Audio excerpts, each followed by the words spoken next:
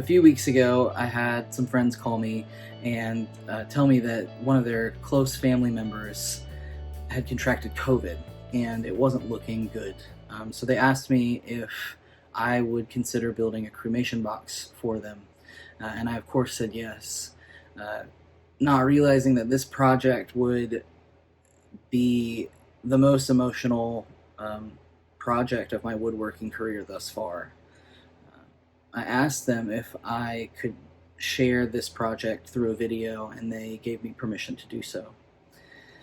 This build took a couple of weeks, and that's partly because we were having some really hot, humid weather at the time, and also because I wanted this project to be as perfect as it could be. Um, I never thought that I would be asked to do something like this, but it was truly an honor to be a part of a project of this emotional magnitude, both for me and for my friends. Uh, so, with that, let's get into how I built it. I started by milling up the wood and running it through my planer.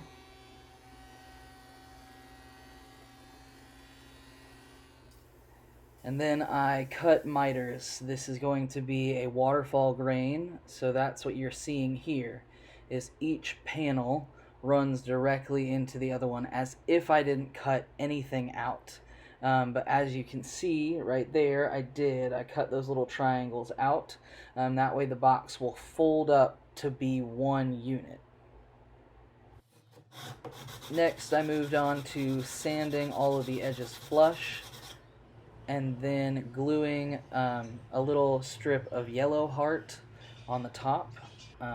Later in the video, I'll get into all of the types of woods I used and the reason behind them. But now I'm attaching it with blue painter's tape because it has just enough elasticity to really put some good pressure on it. After that dried overnight, I came back and taped them all together, and then also taped the center so that when I applied glue, the glue wouldn't squeeze out onto the wood. It would squeeze out onto the tape, so that then I could rip that off.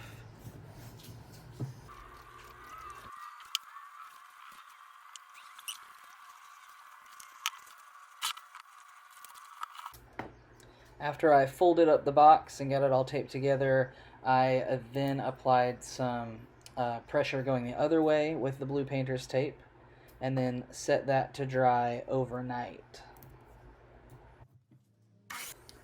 Here I moved on to cutting the base to length, and there's a little bit of an accident up here, right there. That shot back at me pretty hard, but I was fine and so was the wood. But that happens every now and then. Cutting it to width on the table saw.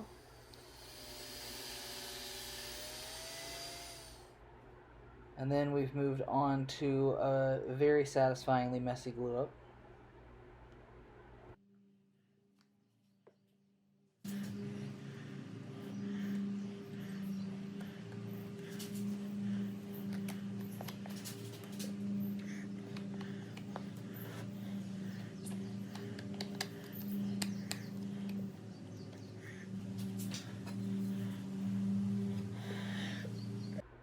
Once I got that all clamped up, I went and checked on the box, and I got that all untaped, and then saw that there were some pretty massive cracks in it that I'll get to later. This is a sketchy part of the build because I have a really crappy table saw. So here you see me setting up the cut. I'm going to cut beveled edges on the top of that, but I realize right here that my table saw fence doesn't want to clamp down all of the way because of the angle that I have the blade in. That's a flaw within the saw. It's a very cheap saw from Harbor Freight. I don't advise you buying that, but that's what I have to work with for now. So in this cut, the table is also not flat. That red part right next to the blade actually dips down a bit, and so it was very quickly realized that it was not a safe cut. So I stopped and I reassessed life for a second, but then decided to just keep pressing on slowly and killing the blade when I felt that it was unsafe. So here again, yep, I felt unsafe right there, and I killed the blade in the middle of the cut. Re-examined it and realized that I was almost all the way through, so I decided to push through and see how it went. But what I really should have done was stop and made a jig and figured it out, and made everything safe. But I did not do that, so handily I'm safe. I push on, make all the cuts, and then next I have to cut through all of that wood. Which again was kind of sketchy, but we made it out safe, so here's me doing that.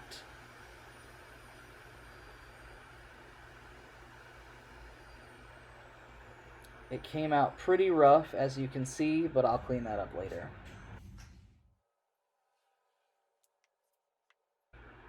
Here you see me gluing up the top.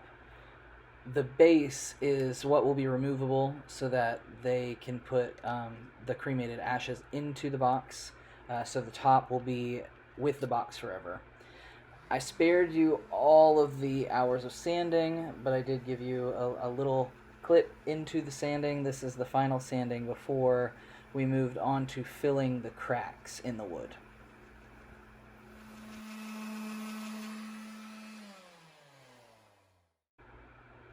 Okay, here you see gunk, it looks like, on the corners, but that is a mixture of sawdust and glue, as I point to it. And what that does, so I saved the walnut sawdust and mixed it with glue, and what that does, when you mix it into a paste, you can shove it into any imperfections or cracks, and it helps, well, it helps cover up any imperfections, but it also helps seal it so that nothing is going to come apart in the future.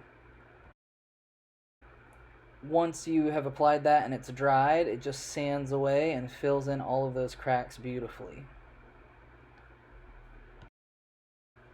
And now on to the best part of any woodworking project, and that's applying the finish. And yes, this is a whiskey bottle, but no, it is not whiskey.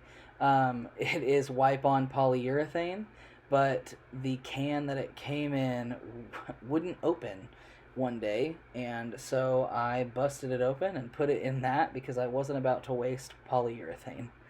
So, I'm going to talk to you a little bit about the reason I chose the woods that I did. So on the top, which I'm applying finish to right now, is a wood called canary wood. It's an exotic wood from somewhere over in Africa, and it has very beautiful, rich colors in it. I don't know how well you can see it on the screen that you're looking on, but there's reds, there's purples, there's yellows, there's greens, and as it ages, those colors come out more and more.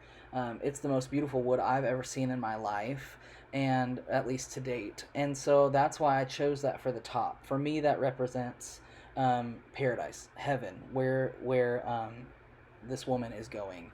And then there's a strip of yellow heart in the middle. I made this for the woman's daughter, and her sister are the ones that she left behind. And so to me, the yellow heart represents that family line, that lifeline going through the middle of your life. And walnut is a very pretty and deep wood, so that's what the body is made up of, and also the base. So those are, I guess, the reasons that I chose all of those woods. The family gave me free design on that. They did say they wanted the dark wood, and then anything else was up to me. So the rest of it is just finishing touches, and then a couple of pictures at the end. So I hope you have enjoyed this. If you have any questions, let me know.